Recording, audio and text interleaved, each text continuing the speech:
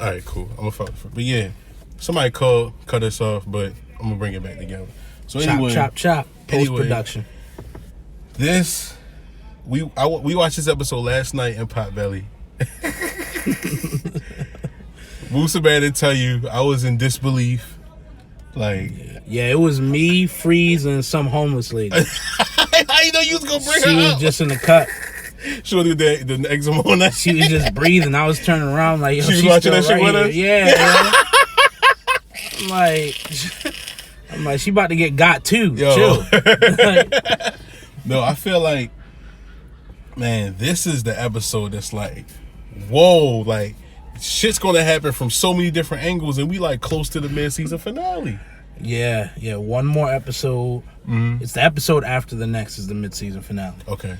So, when seasons decide to cut up a season into 2 parts, in this case, the last season is going to be 15 episodes rather than the regular 10. Right. So the mid-season finale is going to be episode 10. Mm-hmm. And normally in mid-season finales, something big happens. Something that completely pivots the story. So you think this mid-season finale, it's going to be a bomb, but the atom bomb doesn't really. This not the atom bomb. Nah, this not the atom bomb. Okay, this is. I don't want to use another bomb analogy, but this is just it's a small bomb. Like, just I think what happens in the mid-season finale is going to set the tone for the last 5 episodes. It's probably going to be one of those things where it's going to become clear who the threat is. Right.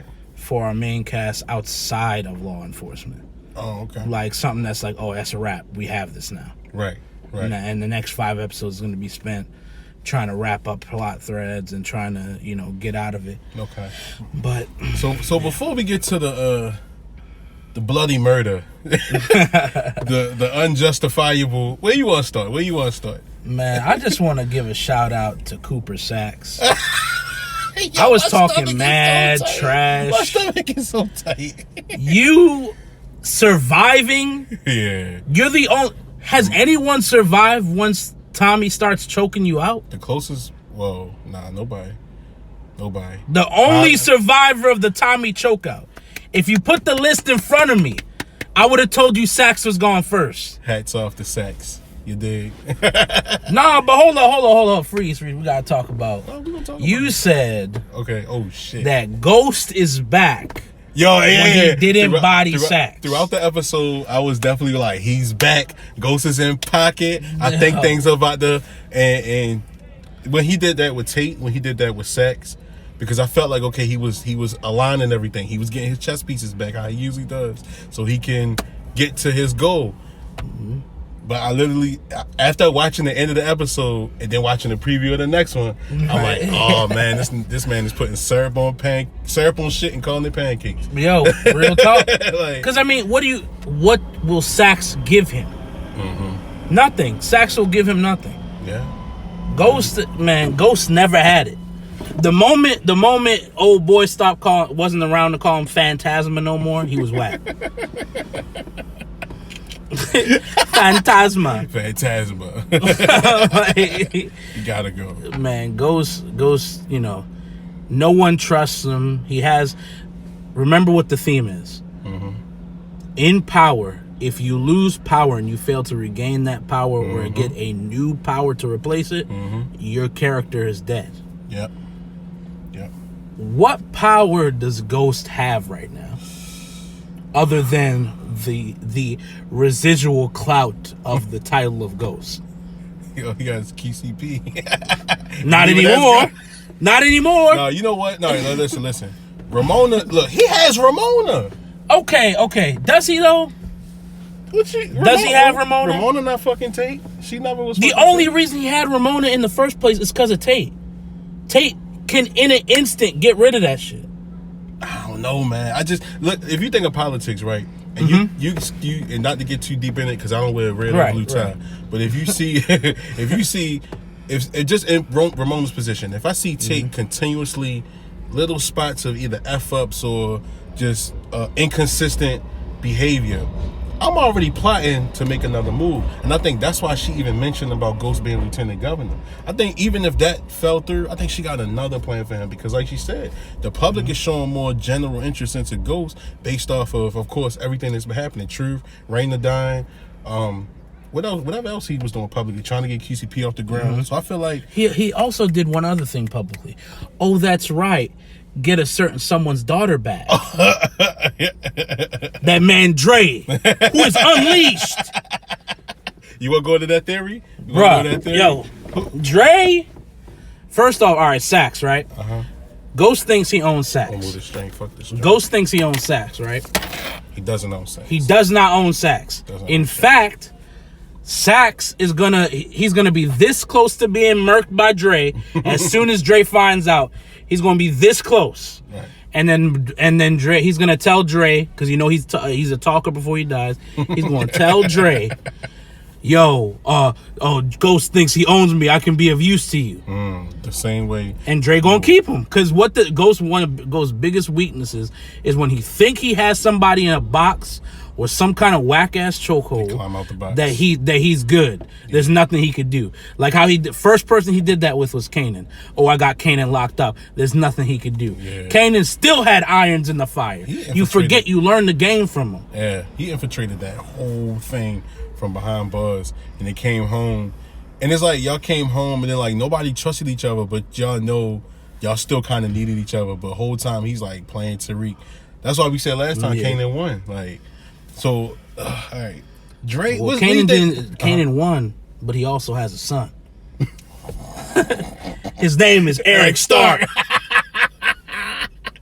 What's up with Tariq? AKA Tariq. So last week, my power player was Tariq. Was yours Tommy? What's the other way around? I think it was the other way around. So you had Tommy, I had Tariq. Yeah. Okay. So who do you feel like, from who we chose, was going to be who you feel like make the most impact? Because obviously they didn't make the most impact outside of that one person, but out of them, who do you feel had the better impact this past episode? This past episode, I'm gonna say we haven't seen. First off, Blanca is the power. Yeah, she's definitely. That's number one. She took the cake, right? I haven't seen anyone apply pressure like Blanca did since Dre, the season after Kanan, Tommy, and Ghost decided to team up against Dre. After Raina died. So that's what, beginning of season 5? No, beginning of season 4. Yeah, 4. Beginning of season 4, the way he walked up, he's like, nigga, you not holding. He's like, it's your daughter Grace. Yeah, it's your great daughter Grace. I was like, yo! Getting on that Jimenez card? Yo! He's like, I'm untouchable. He's like, I'm like, hold on. You ain't strapped. So do you, I feel like, all right, let's see, Tariq probably had a better performance as a power player, because this is his first time with, okay, he got a new perimeter now, because the other two, they kind of sold him up the river up choke. They kind of, Shorty got him out of there. She like, basically, this is why, like, a lot of people ain't made for the game, because you got that preconceived, you basically underestimated Shorty, and she the one that got you out of campus.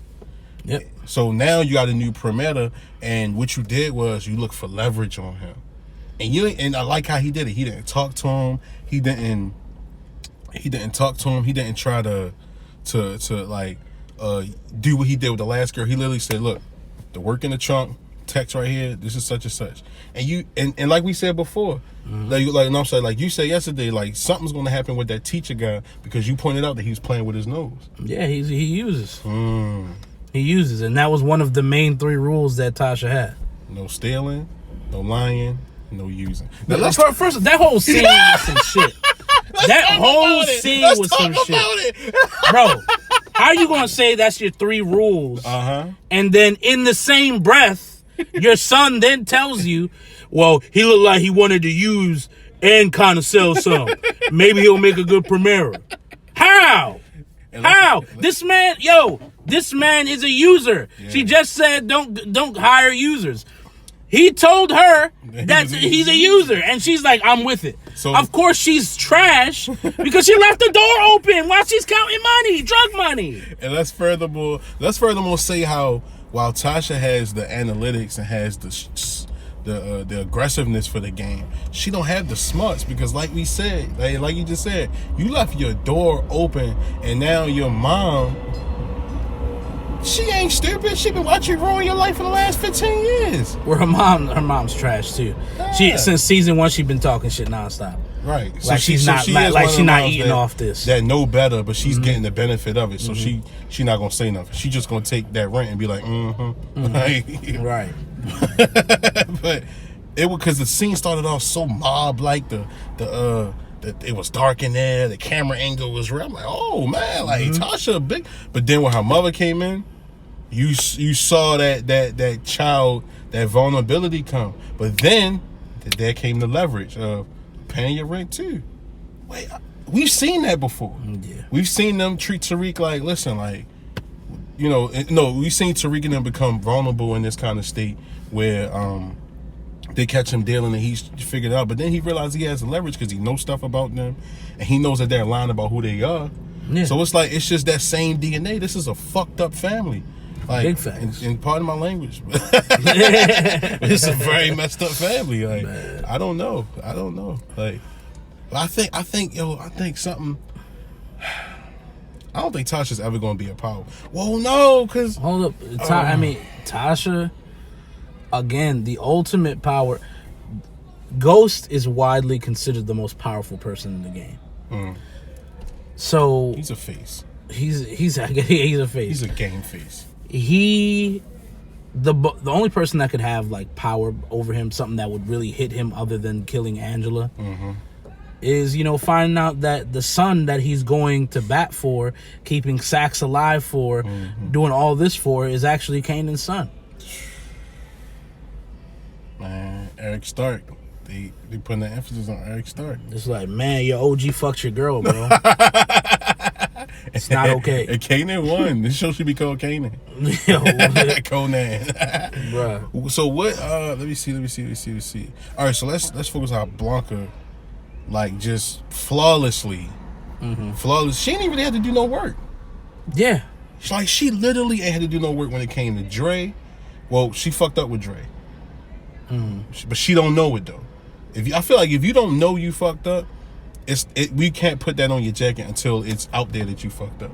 Absolutely. So her getting Saxe out of there, she knew that Saxe would do more behind the door back shit, and she would just filter through what she didn't need from him. Absolutely. Well, here's the thing. Blanca is written to be the good cop. Yeah. She's written to be her motivation is the only motivation someone in law enforcement should have, and that's to pursue justice. Yeah. Her taking out Saxe wasn't even personally motivated. Everybody in the task force, the previous task force, everyone knew Saxe was on some wild shit.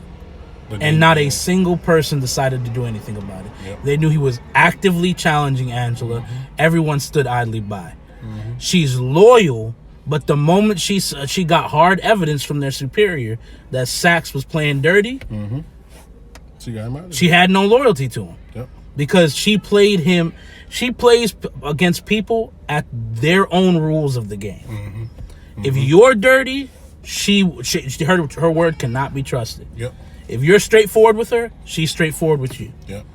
And so what do you think was the better move? Because it's her getting Lakeisha like that, or her getting Saxe like that? Because either way, both of them ended up with Lakeisha died. But I'm just saying, like, what do you think was the better move on Blanca's end for Blanca's agenda? Okay, if I say the best move she made in the episode, it had to have been the traffic stop of Lakeisha. Coming with the child services. You know they don't even be work after 5. The worst move she made was Dre. Yeah. Now it's not because she sold Saxe up the river. She already planned on doing that. Her whole idea was what the superior officer said. We need hard evidence against Saxe. Yeah. So she got that. Yeah. And then but in doing so, she unleashed Dre. Dre. So Dre was unfairly put on house monitor. Yeah, it was illegal. Illegal. Yeah, it was illegal how he did it. So I feel like Blanca prevented even more from happening because Nah, bro, nah.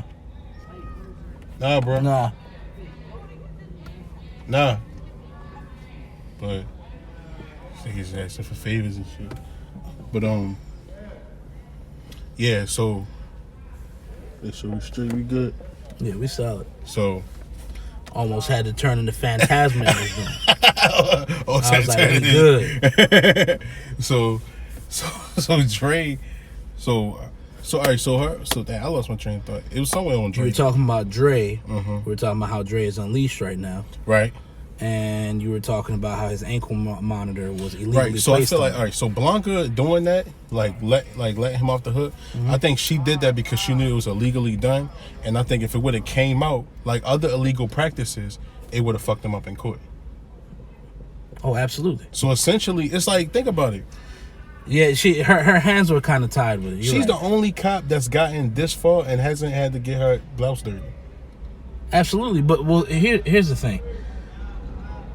Like I said, she's like old boy who got bodied by Dre after he saved Dre's daughter. She's him, but with the will to act. He was always on the sideline like, no, we can't do that, Joe. We can't do this. But she's an action woman. She's like, yeah, not only is this wrong, but I'm going to make it right. Right. The only person I got killing her is Dre. Man. You trying to get in there? This nigga's so dumb, yo. What are we gonna do? Quick intermission.